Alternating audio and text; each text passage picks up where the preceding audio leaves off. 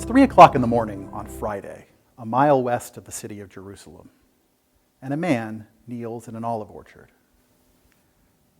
It's quiet now.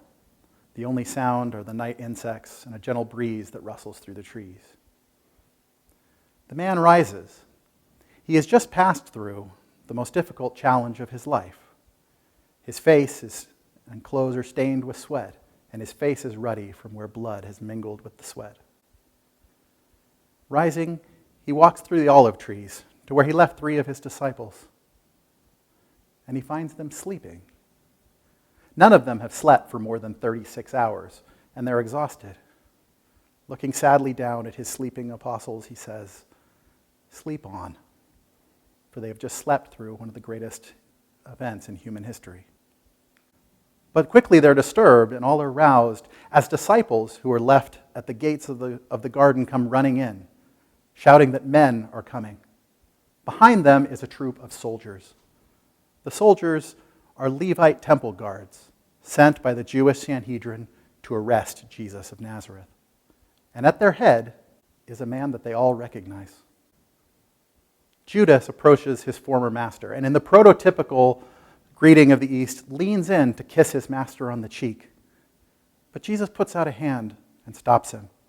Looking him in the eyes, he says, in his native Aramaic, "Yehuda, habad aperanesh apeneshach," which is, "Judah, do you betray me with a kiss?"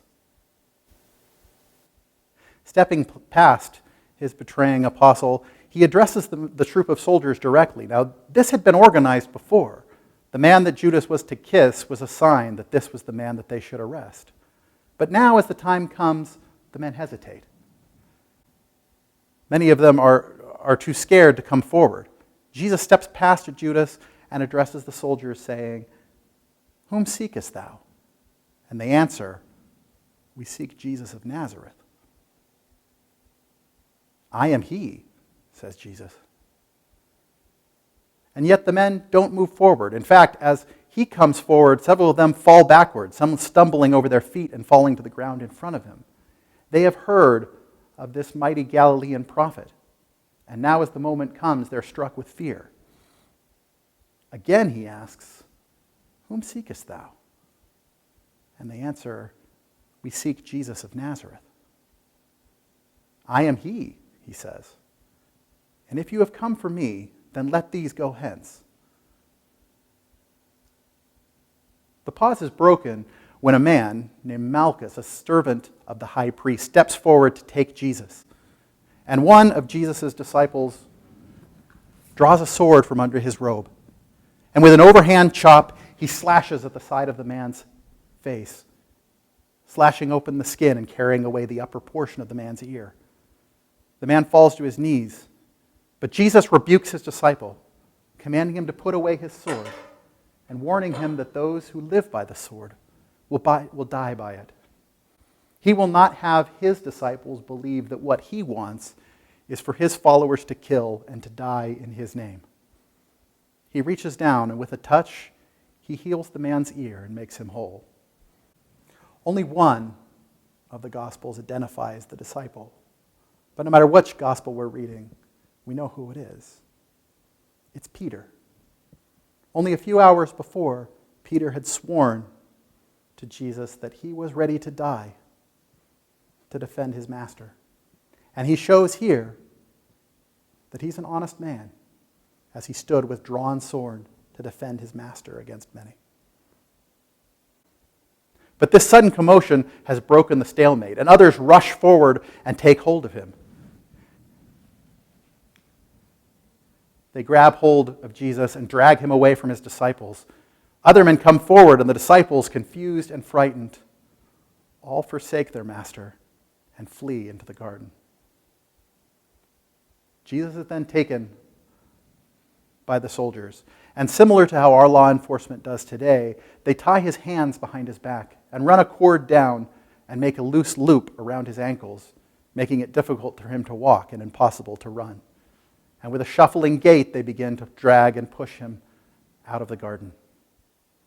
They lead him down the steep paths of the Mount of Olives. and over the stream of Kidron and the valley just below the temple. Today is the eve of the Passover, and for the high holy days, the great menorahs of the temple are lit, and the great flames cast a golden light over the temple and across the city. The city is quiet and dark. Jesus is led up under the temple gates and through the very same gate at which the lamb for sacrifice will be brought to be sacrificed at the Passover. Jesus is taken across the city and into the house of Caiaphas, the high priest. Now, Caiaphas is the high priest of Jerusalem, but he really has that title given to him by the Romans. See, the Roman rulers of Judea were very uncomfortable with the idea of someone holding a position of such power for life. And so the Romans had taken the authority away from the Jews to elect or choose who would serve as their high priest. And each year, the high priest would be chosen by the Roman governor in Syria. So a single man would be chosen. And this is why in John's gospel, whenever he mentions the name of Caiaphas, John is certain to slide in the insult, Caiaphas, the high priest, that selfsame year, as if to point out his illegitimacy. It is Caiaphas and other members of the Jewish leadership who have formed a conspiracy, who have sent men to arrest Jesus and to bring him in, fearing that he will be a threat to their authority and power within the city. Now, as Jesus is brought into the house of Caiaphas, Caiaphas must certainly be relieved that Jesus has been taken and brought without any incident. But Jesus coming to Caiaphas' house creates specific problems for the high priest. According to Jewish law, trials are to be held in public during the daytime in a hall that is connected to the temple called the Hall of Hewn Stone. And it's to be held public so that everyone has knowledge of it. But Caiaphas can't risk a public trial of Jesus because he knows that here for the Passover, there are thousands of this man's followers in the city. And if a public trial is held, then his disciples might rise up, might storm in. There could be a riot. They might try to protect Jesus and bring down the wrath of the Romans. And so Caiaphas decides to do something that is illegal in Jewish law. Instead of having a public trial, he decides a secret trial will be held here in his own home in the night without anyone else's knowledge. Now, Jesus is being accused of blasphemy against the great God Jehovah. Now, trials for blasphemy by Jewish law also require that it be heard by the Jewish Sanhedrin, by the full body of the Sanhedrin, which was 72 elders who ruled over all religious and political matters in Jerusalem. But Caiaphas also can't risk a trial before the Sanhedrin or all of its members, because Caiaphas knows that even among that august body, that there are men who have believed on this man, Jesus of Nazareth. Men like Nicodemus the Pharisee, Joseph of Arimathea, and the rich young ruler to whom Jesus said, "Sell all thou hast and follow me." And these men might stand up and defend Jesus and thwart their plans. And so rather than call for the whole Sanhedrin, he sends only for the minimum number required to get a conviction, 21. And we can be certain that he sends only for those that he knows will convict Jesus. And Jesus is taken. Now, as they're calling for these men and bringing in and preparing for the trial, Jesus is taken first, not to a cell to be held, but before a man named Ananias. Annas was very important in the Jewish history because he had been the last of the official high priests. He was supposed to rule for life before the Romans had taken that authority away. And so he still holds a great deal of sway and authority among the Jews as the rightful high priest. He's also the father-in-law of Caiaphas. And so Jesus is taken to be questioned directly by Annas. Now, this interview itself is also illegal. Someone who's been accused of a crime under the Jewish law can't be questioned by his prosecutors in order to gain evidence from him. Just like in our legal system today, someone who's accused doesn't have to be interrogated by the prosecutor who is accusing them. So this interview is illegal. However, its purpose is the hope that Jesus will say something to Ananias that can be used to convict or condemn him. The conspirators know that the case against Jesus is extremely weak, and they're fearing that even with their hand-picked jury, Jesus might not be convicted. But if the high priest, Annas, were to come forward and testify that he himself had heard Jesus speak blasphemy, well, then the conviction would be assured. And so Jesus is led by the guards into the house to be questioned by Annas, who begins to interrogate him about what he's taught, what his teachings are, if it's true that he has declared himself to be the Son of God. Jesus finally breaks his silence by answering, I spake openly to the world. Ever I taught in the synagogues and in the temple, whither the Jews resort, and in secret have I said nothing. Why askest thou me? Ask them who heard me what I have said unto them. Behold, they know what I have said. Hearing this answer and seeing defiance in it, one of the guards strikes Jesus across the face, saying, Answerest thou the high priest thus? Jesus turns to the man without anger, simply asks, If I speak the truth, why do you hit me? But it's clear that Jesus will do nothing to cooperate with the conspirators. And so he is sent back across the courtyard to be held for his trial. Now outside in the courtyard, it's still dark and it's early morning. The first servants of the household have come out into the courtyards and begun to lit fires for the returning soldiers and the servants to warm themselves. And among their number is one who doesn't belong. Peter has come behind and followed his master into the house. And now he stands gathered with the servants of Caiaphas, awaiting news of his master. A young girl who's there, however, recognizes him, having seen him with Jesus, and says, Thou art also with Jesus. Now only an hour before we had seen Peter standing with drawn sword, ready to defend his master among many. But now, Jesus has been taken. He's in the house of his enemies, and he's scared, and he's alone. And so hearing the sudden accusation, he quickly answers, I do not know him. But hearing that he has a Galilean accent, others round on him and say, Surely thou art a Galilean, and thou wert also with Jesus. To which Peter responds, I do not know him. I don't know what you're talking about. Another man steps forward, a kinsman of the very servant whom Peter had struck with his sword. And he says, Surely thou art also with Jesus. Thou art one of his disciples. And in anger, Peter snaps back, I know not the man.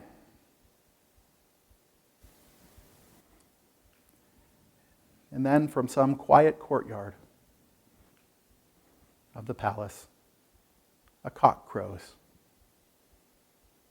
And Peter looks up, and he sees Jesus being led by the soldiers across the courtyard.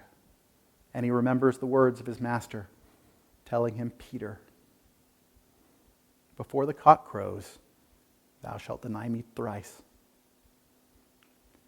And he flees into the night, weeping. Jesus, now taken and awaiting trial, he's taken to a cell, and the guards are so convinced and so certain that he will be convicted that they begin to abuse and to beat him. They mock him and spit upon him. They blindfold him, and with his hands still tied, unable to defend himself, they take turns punching him, mocking him and saying, Prophesy to us. Which one of us has hit you? Jesus endures this treatment for more than an hour until he is finally brought out and brought up into the great hall of the house of Caiaphas to be tried. Jesus stands in silence and listens. Now, under the Jewish law, someone accused of a crime has the right to present his defense first, before he's tried before evidence is brought against him. He's allowed to call his own witnesses for his defense and to bring in those who would speak for him. The conspirators simply deny Jesus this right and press on directly with the prosecution. One after another, witnesses are brought forward who testify that they've seen or heard Jesus speaking blasphemy, teaching that he himself is the Son of God and the promised Messiah. It can't be escaped by those sitting in the jury that all of those brought forward happened also to be servants of the house of the high priest who have been bribed to give testimony against Jesus. Jesus endures all of this in silence, listening to the lies and the slander as they are rolled out against him. And he says nothing. Finally, after a great deal of time, the prosecution is beginning to become desperate. Even with their hand-picked jury and selected witnesses, it's becoming apparent that there's very little evidence with which to convict Jesus. And so, they begin to interrogate him correctly, demanding to know, "Tell us plainly, art thou the Christ?" Having listened in silence, incapable of lying and unwilling to remain silent any longer, Jesus nods his head and says firmly, "Eku wehana." I am what you say. And he declares unto them that they will see him sat down on the right hand of the Father. Well, hearing this declaration, more in relief than in actual outrage, the conspirators make a great show of rending their clothes, a sign of great distress. And they immediately say, "What further need do we have of witnesses? We have it from his own mouth." And they push for a vote. And Jesus is found guilty. And in this moment, we see that the great Jehovah himself is convicted of blasphemy against Jehovah. And so the whole multitude arises and takes Jesus to Pilate. Now, the goal of the conspirators was to have Jesus put to death. But the authority to order someone put to death had been taken away from the Jewish leadership. The Roman officials who ruled over the province, much like we do today, believed in freedom of religion, that their subjects should be allowed to believe anything that they chose. And they were very uncomfortable with the idea of people being put to death for religious crimes, for believing the wrong things. And so they had taken that authority away from the Jews. And only the Roman officials would have the authority to order someone put to death. Now, it's a matter of debate on how strictly this rule was really enforced. However, the conspirators also know that in the city for the Passover, there are many of this man's disciples, that he is incredibly popular with the common people. Only a few days before, he had entered the city in triumph, amid throngs of disciples and worshipers excited for his arrival in Jerusalem, and him seeing it as a fulfillment of a prophecy that they had long awaited. And so the conspirators certainly know that if they want Jesus to be put to death, it would certainly be better for them if Jesus was put to death by the hated Romans rather than on their orders. And so Jesus is taken to Pontius Pilate, the Roman official in Judea. Pontius Pilate is often called the governor, but that's not technically true. The governor is actually in Damascus in Syria. Judea was part of the Roman province of Syria. However, the Jews were a difficult people for the Romans to rule over. And so they decided that they needed someone close at hand. And so they had what we would call a deputy governor. The Romans called a procurator, who was stationed in the province of Judea to keep the Jews under control. And Pontius Pilate was this procurator. Now, Pontius Pilate himself received this job not because of his own qualifications, but because of nepotism. Pontius Pilate had a friend in the court of the emperor Tiberius, a man named Sejanus. And Sejanus had lobbied to get him this lucrative position. But since he had been serving here in Judea, Sejanus has fallen out of favor with the emperor and been exiled with Rome, leaving Pontius Pilate isolated and with no political friends, and ruling over a very unhappy people who are constantly making trouble for the Romans who rule over them. And so Pontius Pilate certainly doesn't want to see this problem brought before him. And he will do all that he can in this time to try to avoid having Jesus be put to death. Jesus is brought by the conspirators across the city into the Fortress of Antonia. The Fortress of Antonia was a great Roman fortress that had been built right onto the temple. Its 4 towers overlooking the temple grounds as if a constant reminder to the Jews of who ruled over them. And Pontius Pilate is here, though he doesn't actually live in Jerusalem. His home is far north in the beautiful seaside town of Caesarea, whose beautiful port was one of the wonders of the ancient world. And he's come here to Judea because today is the Passover, one of the high holy days for the Jewish people. And Jewish nationalism was always at a peak on these religious holidays, and so the Romans felt that someone needed to be more present and close at hand to maintain order. Jesus is brought into the courtyard of the palace, and the conspirators call for Pontius Pilate to come down.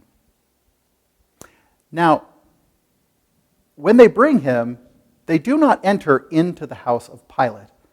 The conspirators instead go into the courtyard and ask Pilate to be brought out. And they do this because Pilate is himself a Gentile, a pagan, which means that in his house there's most likely leavened bread. And today is the Passover. And if a Jew was to come into contact with leavened bread today, he would be declared ritually unclean and wouldn't be allowed to take part in the Passover dinner that evening. And so rather than enter the house, they called to have Pilate come out to speak to them from his balcony. And I've always thought that this scene demonstrates the hypocrisy of the Jewish conspirators that want Jesus put to death. They have arrested an innocent man. They've held a secret trial at night. They've bribed witnesses to give testimony against him. They've allowed the man to be beaten and abused in their care. Everything they have done has trampled on the laws of God and men. And yet, at this moment, they won't enter into the house of Pilate, lest they come too close to yeast and offend God. And so they call, and Pilate comes out. Now, Pilate doesn't want this problem to be brought, but the people declare to Pilate the crimes that they say Jesus has committed. Now, they have found Jesus guilty of blasphemy. But the Jewish conspirators know that this is not a charge that will matter at all to Pontius Pilate. Pontius Pilate believes you can believe whatever you want. It would be meaningless to a Roman, it would be as meaningless to a Roman official as it would be in one of our courtrooms today. And so rather than say that he has blasphemed, they declare to Pilate, "We have found this fellow perverting the nation and forbidding tribute unto Caesar." In other words, they claim to Pilate that Jesus is a dangerous revolutionary, someone that is trying to spark a revolt and declare himself king and stand in challenge to Rome. And that is something that the Roman official needs to take seriously. And so he orders Jesus brought up to be questioned. And Jesus is brought into the house of Pilate. And yet, speaking with Jesus does nothing to ease Pilate's apprehensions. Because the man that he finds, there is something kingly about him, something noble that makes Pilate question and will motivate Pilate to do what he can as an official to try to spare his life.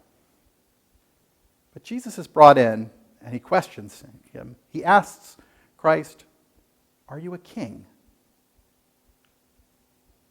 Jesus answers the question with another question. He asks to know if Pilate is asking for himself or if because other people have told him that that's what Jesus had said.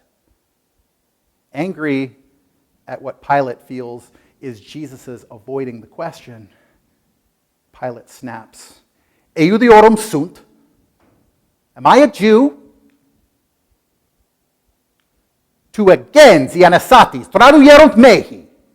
Your own people and your chief priests have brought you to me. Quod fecisti? What have you done?" Jesus answers, "My kingdom is not of this world. To this end was I born, and for this cause came I into the world, that I should bear witness unto the truth." And in prototypical Roman skepticism, Pilate answers with a sneer, "And what is truth?" And yet, he finds no reason why this man should be put to death or sentenced or punished in any way. And so he brings the man back out before the assembled Jews and says to them, "I find no fault with this man." Taken aback, the Jews shout, But he stirreth up the people from here unto the Galilee." And hearing this, Pilate thinks he may have found a way out. And he asks the Jews if this man is a Galilean. You see, the Galilee is not technically part of Pilate's responsibilities. In fact, the Galilee is the part of another ruler who's also a subject of Rome and a client king named Herod Antipas, the same man who put the prophet John the Baptist to death. And Jesus technically falls under his jurisdiction. And so Pilate answers, "Take him to Herod." And so the multitude takes Jesus across the city. It's still early morning, but the first people are beginning to set up stalls and shops. A few people are gathering in the streets. Those that have come to Jerusalem to celebrate the Passover are preparing for the day's celebrations as Jesus is led through to the great Hasmonean palace in Jerusalem. Now, the Hasmonean palace is one of many of the homes of Herod Antipas, a great and beautiful building. Besides the temple, it was the most impressive building in ancient Jerusalem. Those who saw it in person while it was still standing described it as you walked through the gates that it looked like a great sea of marble, like the great white wings of an eagle spread out before you. And Jesus is brought through to Herod Antipas. Now, Herod, for his part, has heard of Jesus before, and in fact, he's been afraid of Jesus throughout his life. Herod superstitiously believes that Jesus is the returned spirit of John the Baptist, whom he slew, back to torment him. And so he has avoided any direct confrontation with Jesus during his life. But now, as he sees the man brought before him in chains, he's delighted. And he brings Jesus in, and he asks Jesus if he wouldn't mind performing a few miracles to entertain his guests. And Jesus answers him, "Nothing." He asks Jesus what the charges are and why he's been brought. And Jesus answers, nothing. Herod asks him if it's true that Jesus has declared himself a king, that he's leading people into rebellion. And Jesus answers, nothing. It's telling to note that throughout the entire scenes of this day, that Jesus will have words for everyone that he meets, for the women of Jerusalem, for the callous soldiers who abuse him, for the conspirators that put him to death, to the pagan Pilate. For all of them, Jesus will have something to say. But to Herod Antipas, the murderer of his cousin, John the Baptist, he has nothing to say. And so instead, Herod simply amuses himself by letting his guards abuse and mock Jesus further. They get a garish red robe, the kind worn by Eastern potentates, and they wrap it around his shoulders, and they mock him, and they spit upon him, and they strike him and abuse him. But in the end, just like Pilate, Herod can find no reason why Jesus should be put to death. And so he releases him back to the Jewish conspirators, saying, I find no fault with him. Well, now, the conspirators are tearing their hair out. They have no other choice if they want to execute their plan, but they're forced now to take him once again back across the city before Pilate. Now, Pilate is certainly not thrilled to see Jesus returned and brought back before them. He had thought that he had avoided this problem, and now he sees Jesus once again brought, and his subjects demanding that he render judgment. Now, Pilate's intention is to find a way to release Jesus and to escape culpability, one way or the other. And he believes that he has another card to play. You see, it's the Passover. And as I've said, the Jews were very unhappy under the rule of the pagan Romans. And were constantly complaining and threatening to rebel or to revolt against their Roman officials. And so the Romans had taken many steps to help pacify them. And one of those steps was to allow, on the high holy days, the most important days, such as Passover, for the Jews to request clemency, for the Jews to ask that the Romans release one of their political prisoners to them and to spare them. And Pilate believes he has a man that he knows these members of the Sanhedrin would never choose over Jesus. Because in a cell awaiting his execution is a man named Barabbas. Barabbas is in almost every way the opposite of Jesus of Nazareth. He is a charismatic and popular firebrand. He's the member of a group called the Zealots, a hyper-nationalist party of the Jews. And he's a man who believes that violence is the way to achieve your political ends. He's in custody because only days before he had led the Jews in a riot from the temple grounds into the city of Jerusalem, where many people had been killed, forcing the Roman soldiers to use force to suppress the rioters. And he's been taken as a leader among the Zealots and is being held to be executed. And so Pilate believes, however, that these Jewish conspirators would never want a man like Barabbas released. Because although Barabbas hates the Romans who now rule over the province, the Zealots hate far more the Jewish leadership, the members of the very Sanhedrin who have put Jesus on trial, who they blame for having sold out the Jewish people. They view them as collaborators and traitors to their people. And they have vowed that they will remove the Romans and they will put every member of the Sanhedrin to death. And for those of you who know your history, will know that some 30 years after this, they will do just that. The Jews will rise up in rebellion, and the members of the Sanhedrin will be dragged out and slaughtered. Now, Pilate is certain that they would never choose someone who has vowed their death over Jesus of Nazareth. And so he brings forward Barabbas and presents them with a choice, asking, "Who would you release unto you? Jesus of Nazareth or Barabbas?" Now, there is an interesting linguistic coincidence between their names. See, Barabbas, the name Barabbas, bar in the Hebrew name means son, and Abba means father. So the name Barabbas literally means the son of the Father.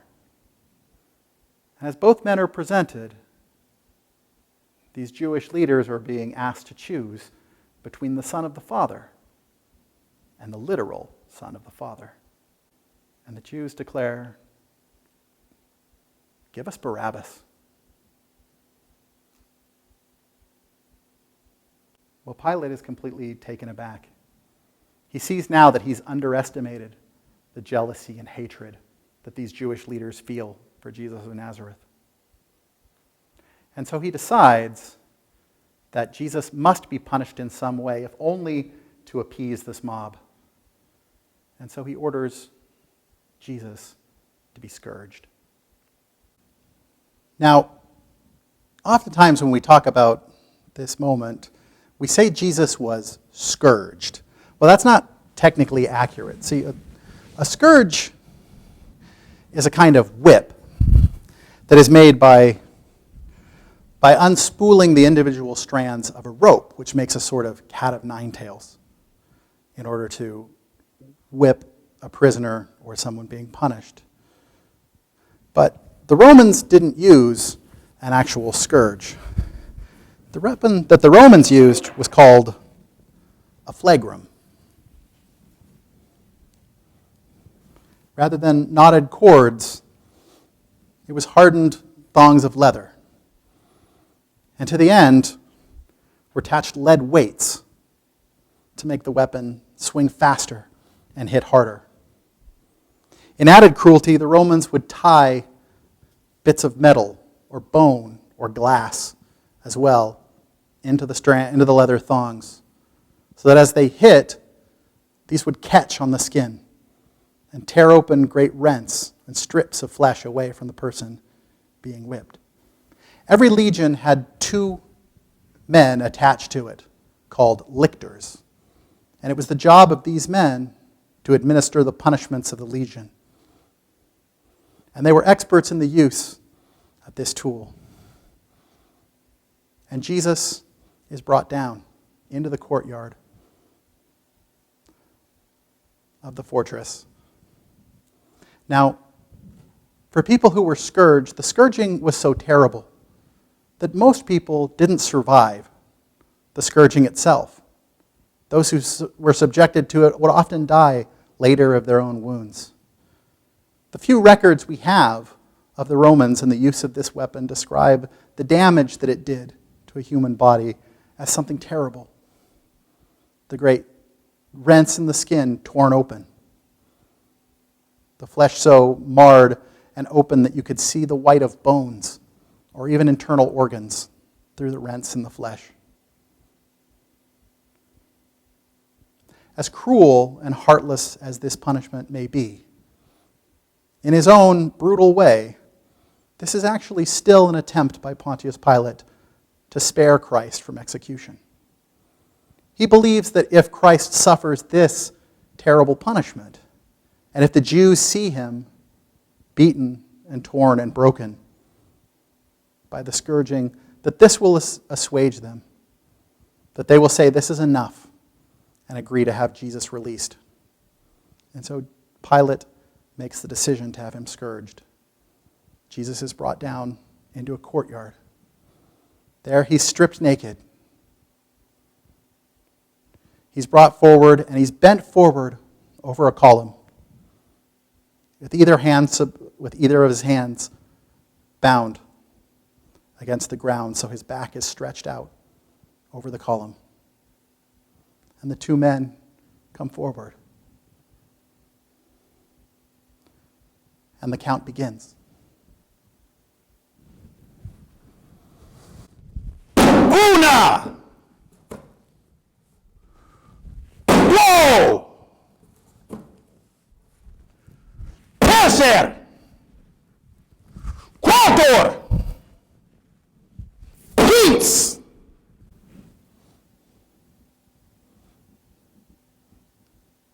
With ruthless efficiency, the men beat down from the base of his neck, down over his shoulder blades, the small of his back, over his buttocks and the backs of his thighs. Each blow cuts the skin, leaving red slashes in a grid mark across his body. The weights, as they strike his shoulder blades, crack the bones, and the ribs can be seen. As they strike, the blood sprays across the cobblestones. Watching soldiers around the ring, watching Jesus being beaten. Reach over into little alcoves carved into the stone where ground rock salt is, and they throw salt over the man, causing his wounds to burn like fire.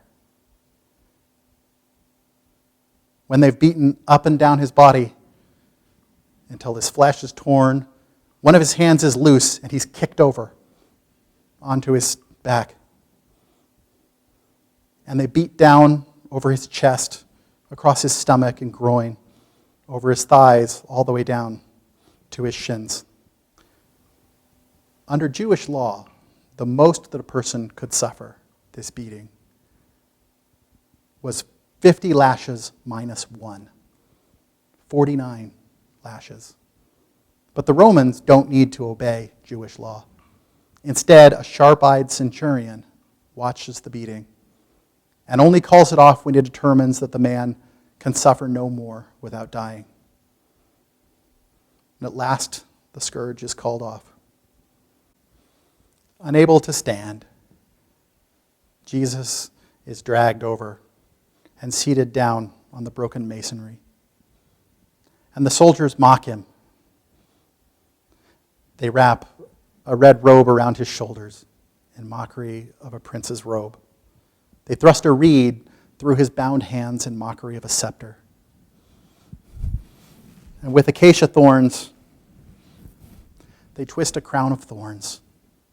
And with a board, they press it down onto his head, the barbs digging in and tearing open the flesh on his forehead, causing blood to sheet down over his eyes. And in mock subservience, they bow and mock and say, Salve Rex Iudiorum, Hail, King of the Jews. They take the reed from his hand and they beat him and strike him. And finally, they drag him up the stairs and back before Pilate. And Jesus is brought forward. Now a mob has begun to assemble in the courtyard. The priestly conspirators who have convicted Jesus and brought him to this fate have gathered more of their supporters who now crowd into the courtyard. And Jesus, torn and bloodied, is brought forward and displayed before the crowd. And Pilate, looking at the crowd, motions to Jesus, saying, Ecce homo! Behold the man.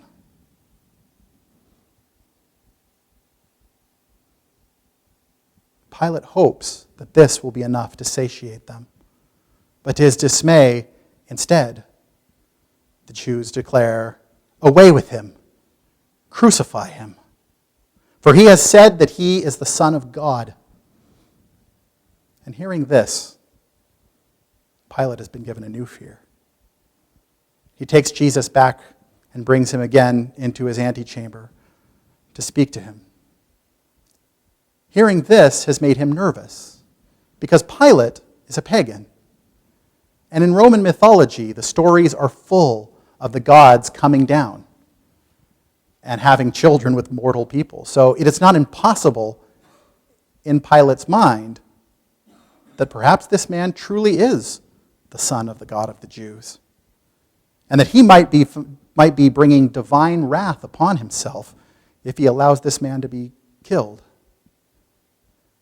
Fretful and nervous, he brings the man in, and he begins to ask him and question him, saying, "From whence art thou?" But Jesus gives him no answer. Frustrated, he cries, "Nome loquetur. Speakest thou not to me? Knowest thou that I have authority to free thee or to put you to death?" Jesus calmly answers, "Thou couldst have no power against me except it were given thee from above." In this gentle rebuke, Jesus reminds Pilate of where true authority lies. He is only being allowed to judge Jesus and to allow this to occur because God himself is allowing it to happen. And if Jesus will it, his Father could come down and save him. This is disconcerting. Pilate is fearful. He again comes out to the Jews, indicating that he wishes to release Jesus.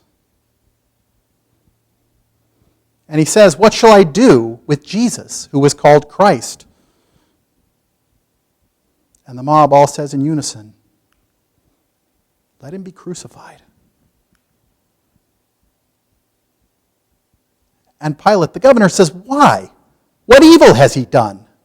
But they cried all the louder, "Let him be crucified." And when they see him hesitate still further, they begin to declare, "If you let this man go, you are no friend of Caesar's." This is not an idle comment. This is a threat made by his Jewish subjects. They're aware that Pontius Pilate has lost favor back in Rome, and that the Emperor Tiberius is growing increasingly suspicious and paranoid in his old age. And they are telling Pilate, "If you do not do as we command and put Jesus to death, then we will report back to the Emperor Tiberius that you are letting dangerous criminals go, and that you are letting others declare themselves king and are mismanaging this province." Pilate now has a choice to make. Should he do what's right, or should he spare his own career? Making a final decision, he calls forward a slave who brings a basin of water, and symbolically before the crowd, Pontius Pilate washes his hands and says to the whole crowd, "I am innocent of the blood of this just person." But then he says, "See you to it."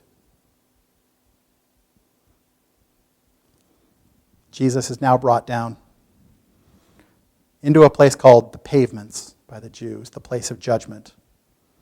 And Pilate takes the judgment seat. And in the gathered crowd, Jesus is brought forward along with two other men called robbers. Most likely, they're members of Barabbas' band that had helped in the riots. And all are brought forward to be judged. And Pilate turns to the crowd and asks them one final time what judgment they would have.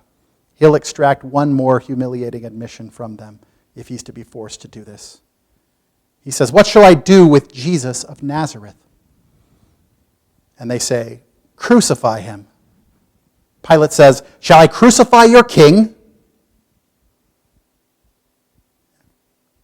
And in defiance of all that they've ever said or claimed, these Jewish leaders answer, "We have no king but Caesar."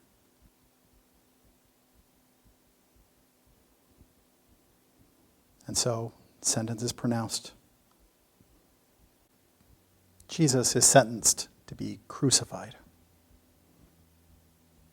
Crucifixion is one of the most terrible ways that human beings have ever devised to put someone to death.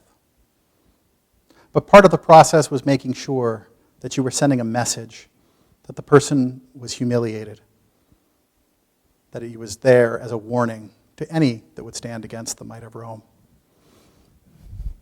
Part of the process required that the man who was condemned be required to carry his own cross to the place of his crucifixion. Now, often art will render or show Jesus carrying the entire cross. In reality, the actual uprights were already there at the place of execution. The crossbeam, however, was there. And this was laid across Jesus' shoulders.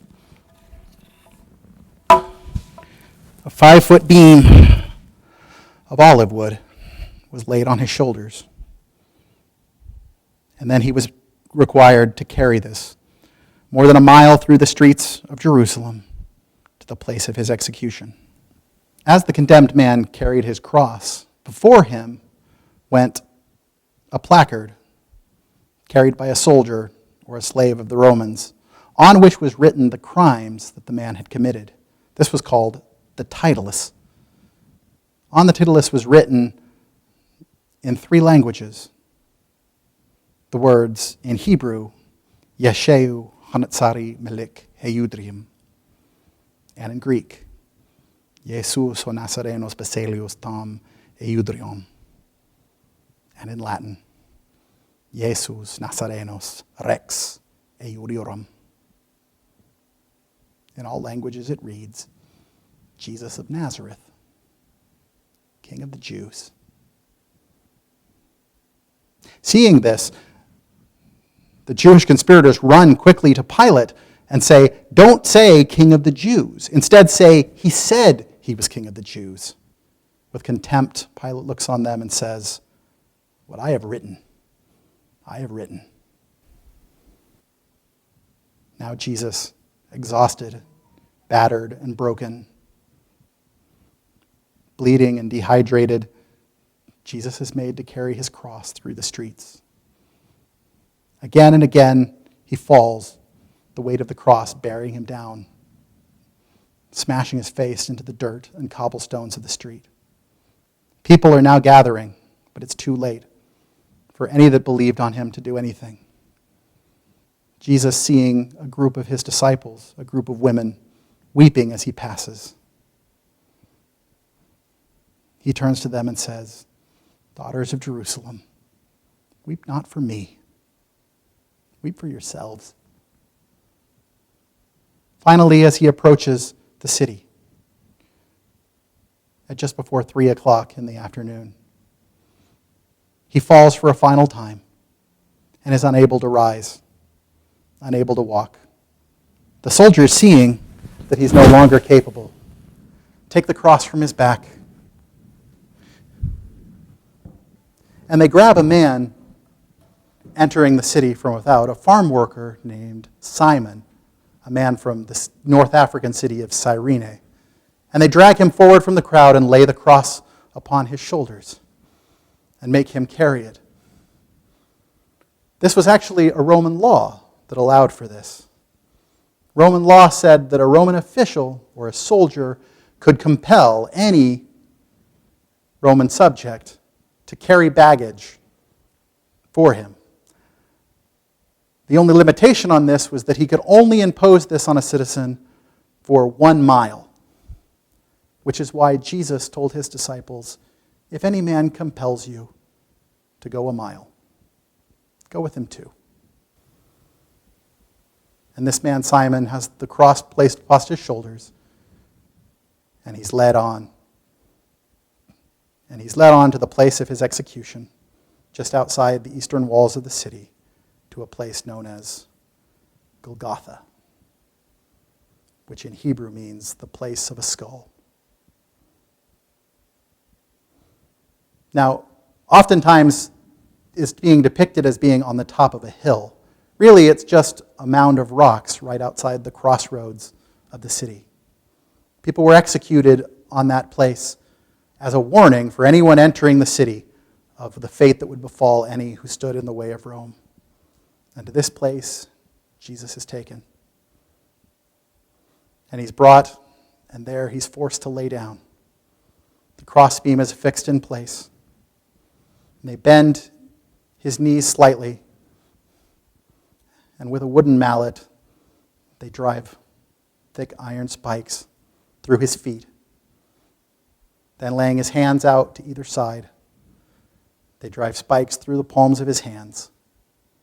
And then a second nail through his wrists, where the bones will hold him in place. And then slowly, agonizingly, he's lifted up on the cross. And there between two thieves, he hangs for his last hours on earth. The title is written is fixed over his head, forming the upper portion of the cross. Crucifixion is one of the most terrible ways humans have ever devised to execute someone. The goal of crucifixion is to draw out the victim's suffering as long as possible. Once a victim was affixed to the cross, it became incredibly difficult for them to breathe. As they hung by the nails on the cross, it put a great deal of weight on their chest, making it hard for them to breathe. And so behind them was affixed a triangular piece of wood called the scutum, or the saddle. This allowed the victim of crucifixion to pull themselves into a semi-sitting position, to take the weight off their chest so that they could breathe. But the downward slant of the wood meant that every few minutes they would slip down and be caught on the nails and would be forced to pull themselves back up by the very nails through their flesh back onto the seat, only to slip again and again. Jesus is exhausted from all that he has suffered.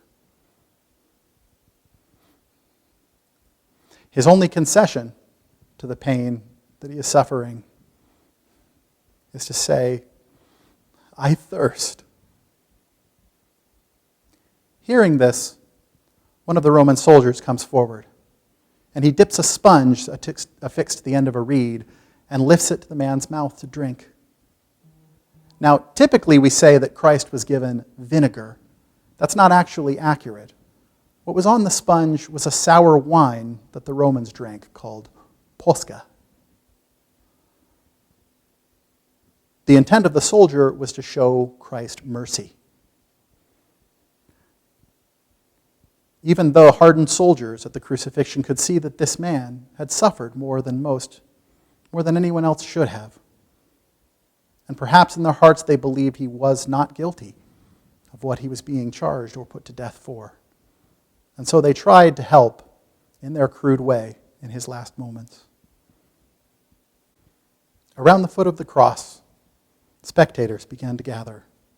Some of them his disciples, some his detractors, some just curious passers-by who come to see who this man on the cross is. Looking down, Jesus recognizes among the crowd the tear-filled face of his own mother as she looks at her son, beaten and crucified, hanging from a cross.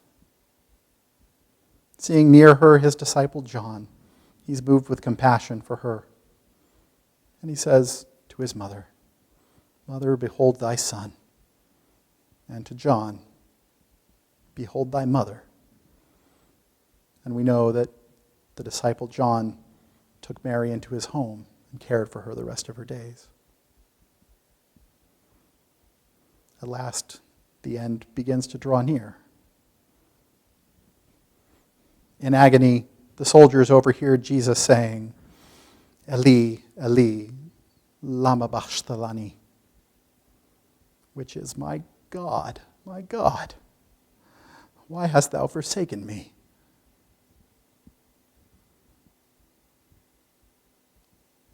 This is a reminder to us that throughout the whole of this terrible episode, throughout all that he has suffered this day, perhaps for the first time in his life, Jesus has been without the Spirit of his Father in heaven, without the strengthening of God his Father to help him and aid him. He has been utterly alone. It was his task to endure this as a mortal man with no help to strengthen him. This is why upon his return he will say, I am Jesus Christ, and I tread the winepress alone. Finally, as it's approaching 5 o'clock in the evening, Jesus begins to tire. He begins to slump down on the cross. He's unable, too exhausted, and too weak to continue to pull himself up and make the effort to breathe. Finally, in one loud voice, he cries out, Father, it is finished. Into thy hands I commend my spirit. And there he dies upon the cross.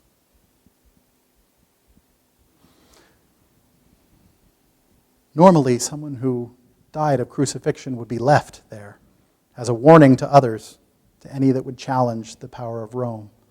But it's the Passover, and the Jews were very uncomfortable with the idea of those that had died, of their bodies being visible from the city during their high festivals. And so they went to Pilate and asked that the Romans should speed up the execution.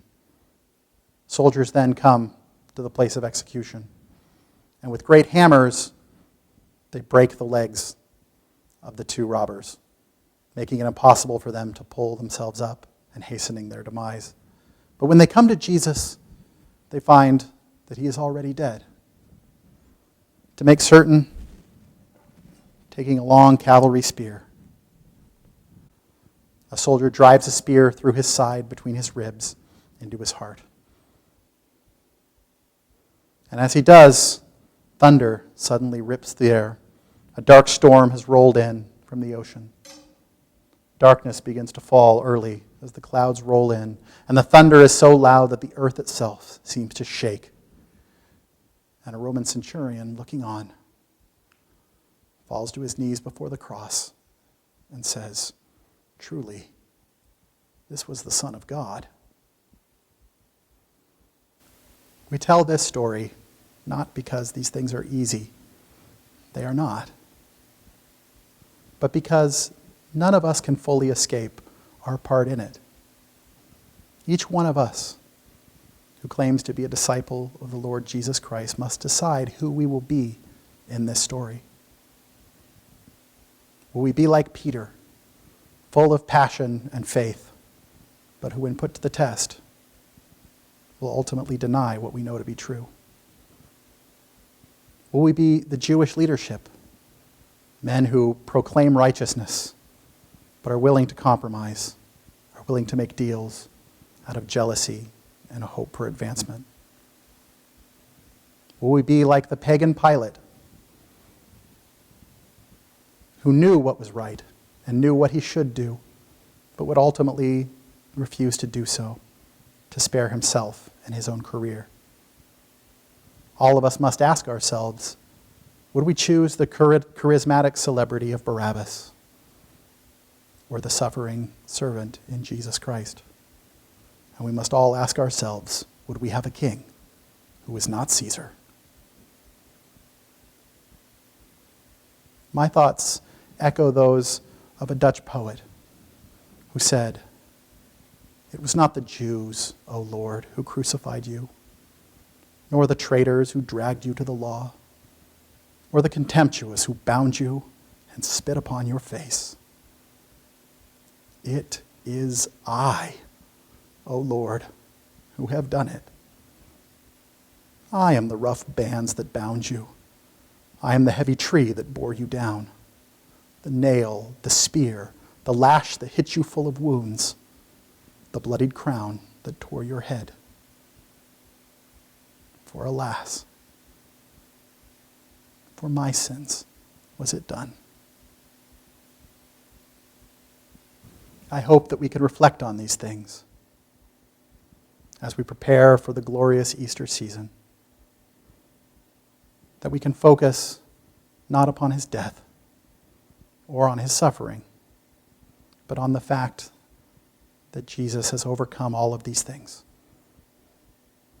And that we can declare in this special time, like the angel, he is not here, he is risen.